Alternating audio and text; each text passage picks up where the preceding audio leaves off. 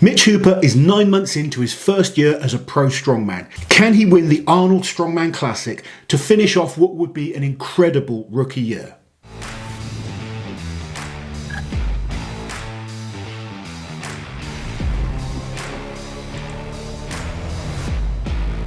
It is so hard to believe that this is still technically Mitch Hooper's rookie year, because this time last year, I mean, I don't know about you, I hadn't heard of him. No, honestly, I hadn't. And it's weird because we've become very good friends with Mitch, obviously. Yeah. And it feels like I've known him a lot longer. It feels like we've known him forever. Yeah. It feels like Mitch has been around forever. But of course, last year, World's Strongest Man was the first time most people outside of Australia, at least, ever saw Mitch compete. He hadn't done any international competitions up to that point. He'd done a couple of small local comps, but it was really his persistence, his incredible training videos, to be fair, and the massive numbers he put up at Static Monsters that made World's Strongest Man take a gamble on him when Rauno Heinle, who obviously is now very good friends with Mitch too, decided to pull out after finally getting his invitation for 10 years. But he'd been waiting a long time. But Mitch got the invite, went to World's Strongest Man, and as they say, the rest is history. I mean, his first World's Strongest Man, he's put into a group with the likes of Konstantin Janasha, Brian Shaw, who Brian hadn't lost a group at World's Strongest Man for about 10 years. Yeah, it's something like, it's more than that. I can't remember the exact number, but it was the first time Brian was ever forced to do a stone off, because obviously Mitch went on to win the group. Yeah, so his first World's Strongest Man makes the final, came 8th in the final. There was a lot of new events for him, learning curve, big learning curve for Mitch. But since that World's Strongest Man, Mitch has competed in 7 internationals and he has not been off a podium. No. He's improving all the time. He's really established himself as one of the best in the world currently. And he has to be a threat for this year's Arnold Strongman Classic. So let's quickly remind ourselves of what Mitch has achieved since his first appearance at World's Strongest Man. So his first Giants Live show was the Giants Live Strongman Classic, where he placed second behind Alexei Novikov. Then he went on to do the Giants Live World Open, where he was second place again. After that, he did the Shaw Classic in its 3rd year, and he placed 3rd behind Trey Mitchell and Brian Shaw. Then it was the Arnold UK, which was Mitch's first international win, ahead of Alexei Novikov and Rauno Heinle. Then Mitch went on to win the Giants Live World Tour Finals in Glasgow, his first win at Giants Live. Mitch then competed in the Rogue Invitational, where he took 3rd place behind Alexei Novikov and Trey Mitchell. And of course, most recently, Mitch won Australia's Strongest International. So it's not a bad track record, is it, Ozzy? It's really not. He's improving all the time. He's gaining experience all the time. He's trying new events. He's kind of working hard in the gym. He's a very busy man, so he has so much going on outside of strongman as well. Literally, the man doesn't stop. No. But he keeps putting the work in, keeps training hard, and he is very determined to win this Arnold Strongman Classic.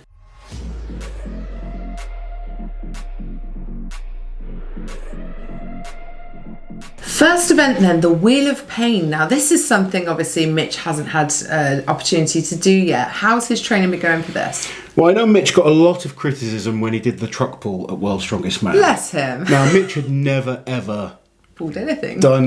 Well, he's got a lovely fiancée, so let's not say nothing. But he'd never done an event like this. So his technique was all over the place. Since then, technique is so much better, and this is a pushing event as well as like driving with the legs. Mitch has incredible endurance. Yeah. Former marathon runner. Yeah. We've seen in terms of carrying events, his endurance is very good, and I believe endurance is going to be more important than just brute strength on this type of event. I think he's got all the tools to do really well. Training's looking good. He's working hard on it. We're pushing him with long distances in terms of training, and yeah, I think big points for him on this one. He's going to be up against some stiff competition as well. Obviously, Tom Stockman and Mateusz, who have both won this event in past competitions. Trey Mitchell as well is a good pusher. He came second at the Titans turntable when they had it at World's Strongest Man. World's Strongest Man, yeah. For me, if he comes in perfect shape, I think Tom Stockman's probably going to be the favourite on this one. Yeah. But it wouldn't surprise me to see Mitch win. It wouldn't surprise me to see Kilishkovsky win. There's a lot of good athletes that will be pushing for big points.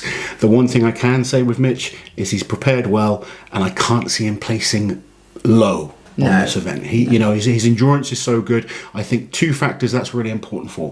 One is the Wheel of Pain is very draining on your overall recovery and strength, and that's where he excels. He's fitter, his endurance levels are really, really good.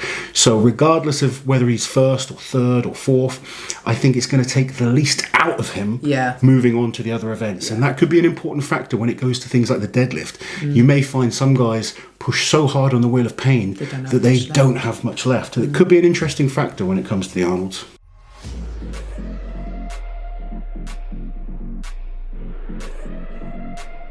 Next up then is the Austrian Oak, where the athletes will get to choose between the 175 and 195 kilo log. But of course, just one rep on the 195 supersedes anything you do on a 175. And that's, you know, it's going to be important that Mitch gets the rep on the 195. He's more than capable. I think because of the way he is, I think even if he struggles, as long as he paces himself, he can get a couple of reps on the 195. He's not going to be like some of the athletes who'll make it look easy, but he's just fit and can keep grinding out. So I think... and they've got a 90-second time limit on this, which is quite generous. It's a nice amount of time because you don't have to rush. No, exactly. But I do think if he wants to win, he's going to need a rep with the big log. I agree. And this, for me, is the weakest event for him.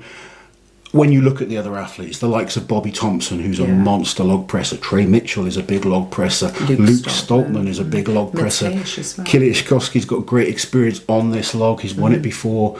You know, there's a lot of big log lifters. This is important that he gets as many points as possible. So this is one where I don't expect him to be top 3, but if he can be top 5, I think that will be good enough to secure some big points. And with the other events, he's going to be hard to beat.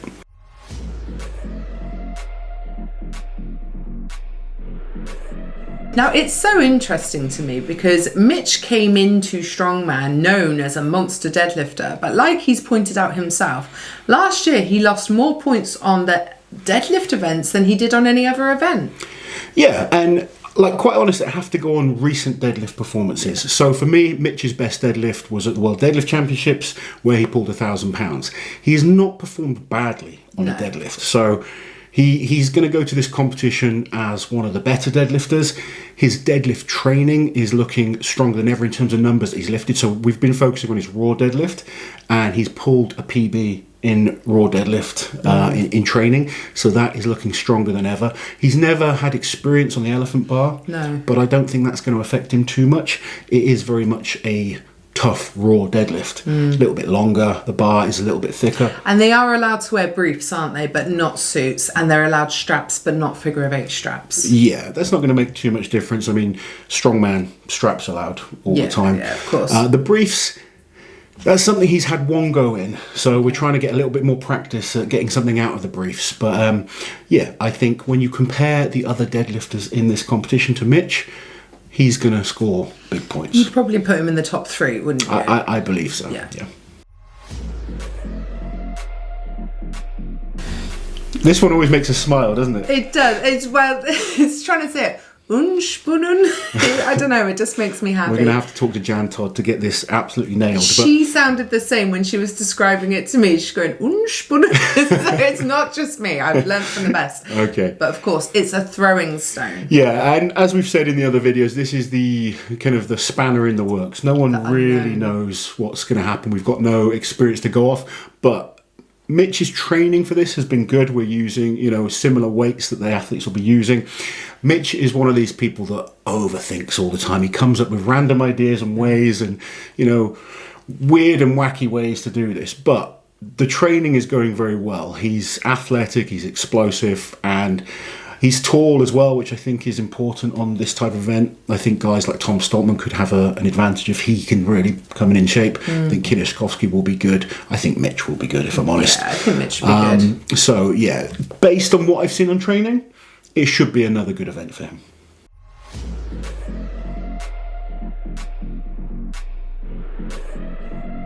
And then finally, they are ending the competition with the timber carry. Now, Mitch, like you say, he's great moving with weights. Probably would prefer a yoke over a timber carry. Yeah, Mitch, when it comes to yoke, is just absolutely incredible. His foot speed is just mind-boggling, how quick he can move with heavy weights. But we've got, the likes of Kiliashkovsky back, who is also someone that's exceptionally good at moving with weights. Mitch's training for this is looking really, really good. We've worked hard on his grip strength. That is looking better than ever. And I don't think it's going to be lifting the weight and moving is not going to be a problem for him. He's going to be rapid. The fact that he can kind of eat up so much ground so quickly is a huge advantage. Takes the pressure off the grip. Yeah, there's some guys that will have stronger grips, but they just can't move as quick, so their grip will fatigue quicker. So if he can kind of get this done in one go, I cannot see him scoring bad points on this. I think for me, this event is going to come down to Kieliszkowski and Mitch Hooper. And that could be a really interesting battle. Would you not throw Maxime into that mix? Yes, to be fair, Maxime is very good at this as well. I just feel Maxime might not have enough to be an overall contender. Okay.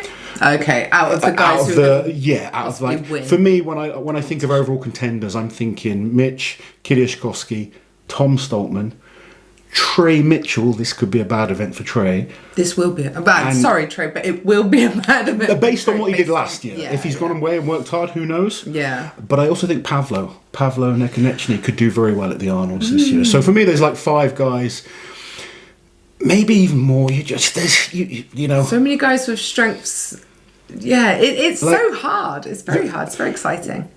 One thing, the good thing with Mitch's preparation is I don't see a weak event. No. Like, I coach Bobby Thompson, and Bobby is looking phenomenal on the log. He's looking phenomenal on the deadlift. I'm slightly concerned about the wheel of pain. He's got an ankle issue that has kind of hindered him for a long time. So that could be something. With everyone else, there's something, isn't there? And grip isn't quite as good as I'd like it to be, even though his training is going really well. Yeah. But, you know, Luke Stoltman looks fantastic right now. But Luke has events. The deadlift could be an issue. Kieliszkowski, deadlift might be an issue. Yeah. Log might be an issue for Mitch. You know, if he can get that big log, I think he's going to score good points. If he doesn't, then it's going to be, you know, it puts that pressure on. And that's the lovely thing with competition. We can analyse and think about where people come, but you know, there's perfect scenario and there's worst case scenario and kind of everything in between. So that's the fun thing with doing these type of things that we do. But Mitch is going to he's well prepared. There's no obvious weakness for me, and I think he's got to be a contender for the Arnold Strongman Classic.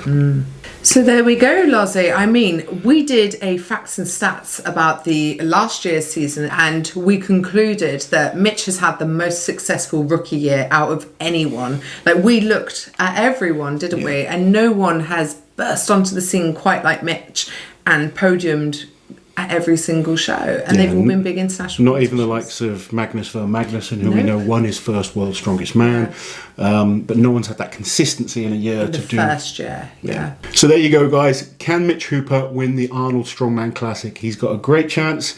So many great athletes. It's going to be so exciting leading up to that show.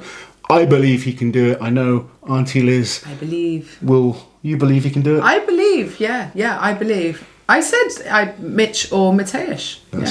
Oh, did I? Yeah. That's what I said. Privately you have. Maybe not publicly. That's what I want to do. Anyway, guys, let us know your thoughts. It's going to be an amazing show, regardless of who wins. Do you think Mitch can do it? Do you think the events can suit him? And as always, remember, like, share, subscribe to the channel, and we'll catch you guys next time.